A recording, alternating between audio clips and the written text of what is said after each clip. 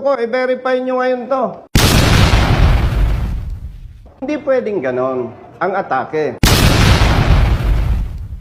And we expect corresponding administrative sanction against your enforcer. Kapatid, alika. Rehistrado siya ng March 2023. Ang official research niya, March 2023. Ang binayaran niya sa MBUC, 900 pesos. Motorsiklo, 3 years.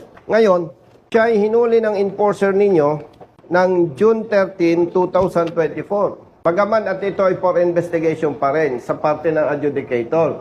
Ang tanong natin, nagbayad siya ng 10,000 assuming, for investigation pa ito, kaya ang term na ginagamit ko, Director, assuming.